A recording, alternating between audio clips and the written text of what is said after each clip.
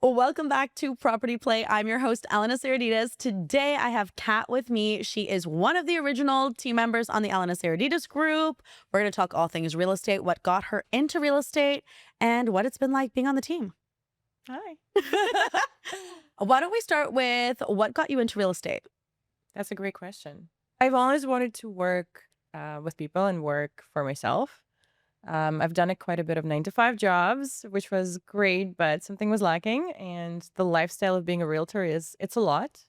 But being on the go, solving problems, making the deals happen, getting the rush when you close the deal, that's something I really, really wanted to do. And here I am. And then I met you, so you made this transition easier. We also have to be very transparent. Kat left a 6-figure income to get into real estate, where there's no guaranteed money. It's all commission based. And that's a scary thing. And most people have a really hard time letting go of a permanent job, especially one that pays you really well, to get into a not a sure thing job. Yeah. So kind of walk us through your transition of getting into real estate. Yeah. Your start. Were you always full time? Were you part time? What happened? Yeah. Well, first of all, I did not love my job, although it was paying great. It was amazing, but I wasn't fully happy. And that's where I started exploring options. And I was talking to my partner about real estate. And then I've decided to try and get the license. Fun fact, my grandma pushed me to get my license. So thanks to my grandma. Took me a little longer because I was working full time. I think I got it in about a year time. And then I started real estate part-time, of course. It didn't take me too long to realize that you don't do real estate part-time. It's just not going to work out for you. You can try, but if you're in it, you have to be 100% in it. And probably a year in, as I was doing it part-time, I met you on Instagram. And I said, quit the full-time job if you're going to be on the team. She did say that. And then the plan was that I'm going to quit my full-time job in 6 months.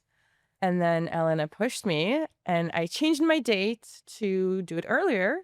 And I said, okay, I'm going to do it in 4 months. And then another probably month in, I've decided to quit in a month. So basically 3 months later and 3 different dates later, I She quit. started to feel FOMO. Yeah. Because I would be working my daytime job and then the girls would be doing something, the deals, the real estate, the stuff, and I would feel left out. I'm like, I want to be there. I want to be doing this, not my 9-to-5. So that's why the decision came in pretty quickly. I just had to jump it and I did it probably 2 or 3 months in. Yeah. It happened really quick. I actually think it was less than that. It was probably less. Yeah. I remember I just screw it. We're just going to go with it. We're going to take the leap of faith. And honestly, I'm so happy I did. It was probably the most risky thing I've ever done to myself. Because I said no to my stable income. I have a mortgage to pay. I have this, and that. I have a dog.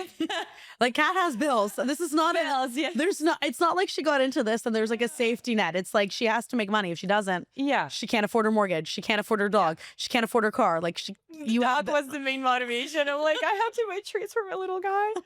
Honestly, yes. It's just the level of comfort that comes with having a full-time job. It's great. And it works for some people and it's great.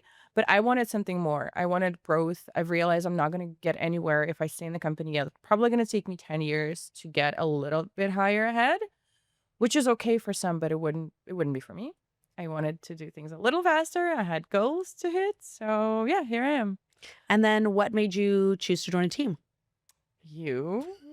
Well, because I had nothing about being on a team because I didn't explore real estate that far ahead because I was doing it solo.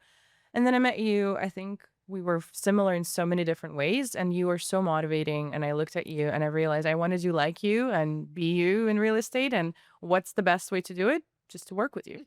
Seriously, how else are you going to get there? You just copy and paste and you keep doing that and you learn. And that's why I've decided to join because I've realized on my own, I'm not going to get there that fast. And also being on the team, it's a different experience. You guys are growing together. You're helping each other. There's so much support. You bring so much. You do so much for us. So the decision was easy. There's a saying too. It's if you want to go far, Yeah, if you want to go fast, go alone. If you want to go far, go together. exactly. Yeah.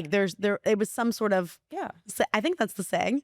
probably. I mean, and, it sounds good. I was I know I'm not full fob, but I'm that's yeah, no. Yeah. Well, that's true because when you are in with a group of people who have the same goal and the same mindset, chances are you're going to grow really, really fast versus being on your own. Why don't you tell me a little bit about your first couple transactions? Like, Yeah. where was business coming from?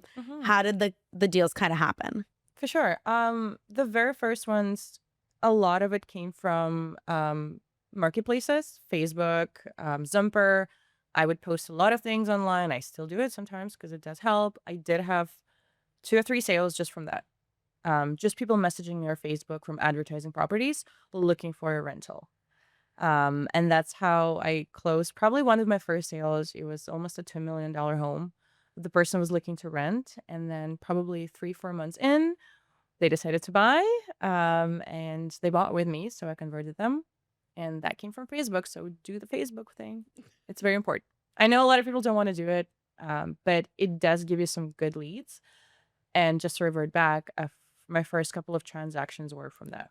From Facebook? Yeah, from Facebook, from marketplaces, from advertising the properties. What's it like working on an all-female team? It's very interesting. I think we are very fortunate, despite the fact that it's 10 women on the team. We're working closely together every single day, but we have such a great environment where we're supporting, we're loving, almost like family. There's no drama. I mean, there's a drama, but it's not our drama. We just, girl drama, but that doesn't apply towards us, which is actually crazy. Imagine having 10 girls in one room. Yeah. What are the odds that something's going to happen? There's going to be a conflict, something.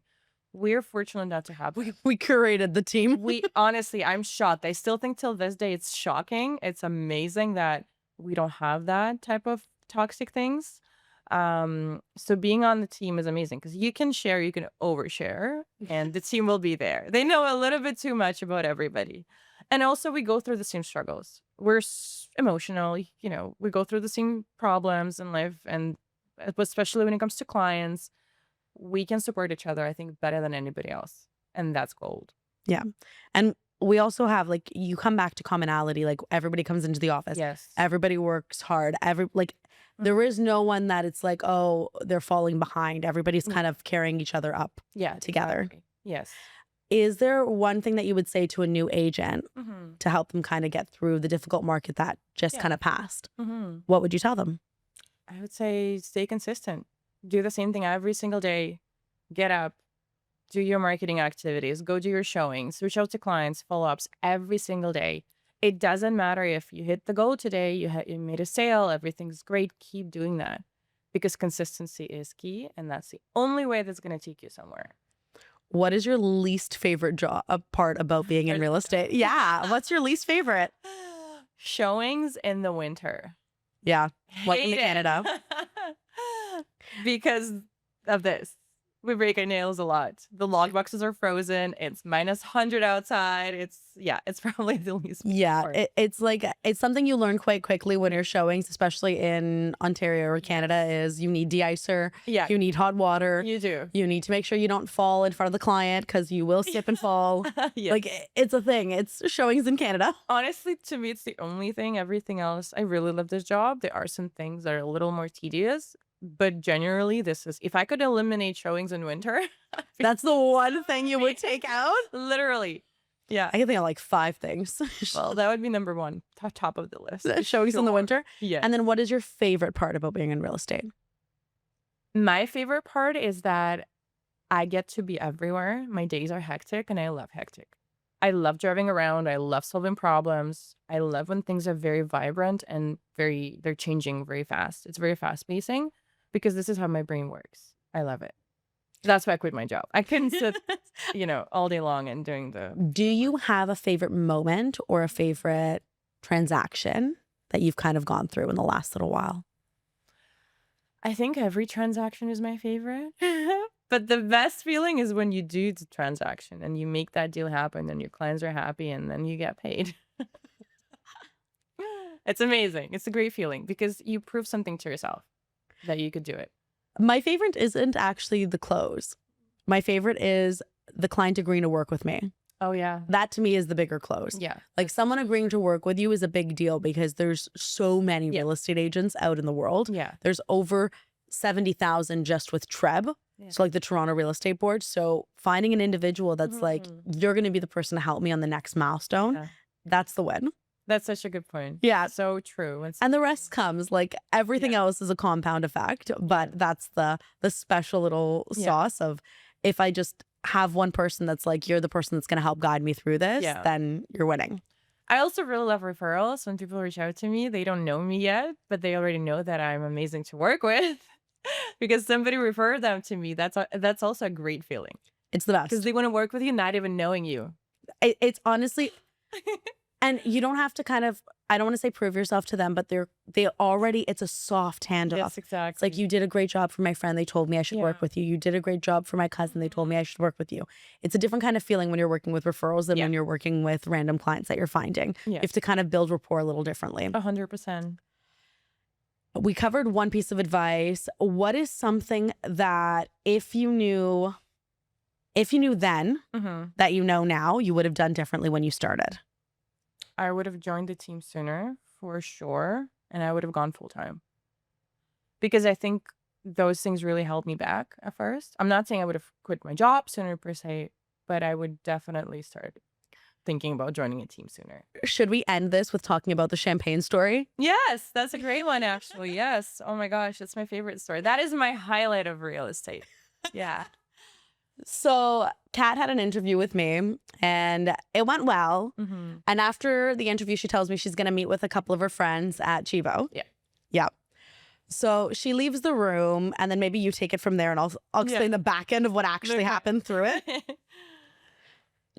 Also during the interview, she mentioned that her dad has a saying. The saying is, if you don't get to take a risk, you don't get to drink champagne. Meaning sometimes you have to take that risk and then the champagne will follow. Do you want to continue? So I'm now behind the scenes. Kat has left. I remember exactly what she wore that day because I literally called the restaurant and was like, there's a girl. She has dark hair, glasses on her head. She's wearing the beigey shoes, a brownish dress. And I'm trying to explain to them what Kat looks like. And I'm like, her name is Kat or Ekaterina or like something, Katia. She goes by like 5 different names. Like, can you send her a bottle of champagne? And they're like, what? We don't really do that. And I was like, can you put a manager on the phone for me, please? Like, we need to send her a bottle of champagne. And they're like, okay. And I'm like, with the note, just say, if you don't take risk, you can't drink champagne. Yeah. Kat called me back after that and was like, that is the nicest thing anyone has ever done for me. And like, meanwhile, the server is going up because there's 2 cats at 2 different tables. And she's like, I don't know who it is. And she goes, I think I found the group, but I'm not sure. She would like call me back on the phone and be like, do you think she's with like 12 other people? And I'm like, I don't know. The server went back and was like, what's everyone's name at this table? And like was trying to get more information. So the table just thinks like the server's a little weird. Meanwhile, it was me trying to send Kat champagne and being like, I know this is a scary decision. You choosing to like join a team is scary. You choosing to join a team that's going to require you to quit your job, that's scary. And like the saying says, if you don't take a risk, you don't drink champagne. Yeah. So that was the first of Kat, are you coming to the team conversation? It was. And because you and I were having a meeting about joining the team, and the timeline was still about 5-6 months for me to quit my job. And funny enough, that night, that dinner was with the colleagues, with the current colleagues at the workplace that I was. And then somebody brings that bottle of champagne with, that phrase, and it melted my heart because not only you remembered, and, that phrase really means a lot to me because we do have to take risks sometimes. And I think that definitely pushed me to quit. I'm like, I'm in. Okay, I'm going. You're like, I'll quit my job. And I think everyone that was with you too was like, I think this is the right move for you. Everybody understood, I think. Yeah. It was such a great moment. I couldn't believe that you did it and that you remembered. But it does come back to like how we service our clients and how we interact with other people. Like these are special moments in everyone's lives. It's you're moving, you're changing companies, you're changing jobs, you're moving houses, you're like everything in life is a milestone, and we have to be able to like celebrate it and tailor it depending on what client we're working with. Yeah. No, 100%. That's so true. Once again, it's Elena Sariditas. This was Property Play with Kat. If you like content like this, make sure to like, follow, and subscribe.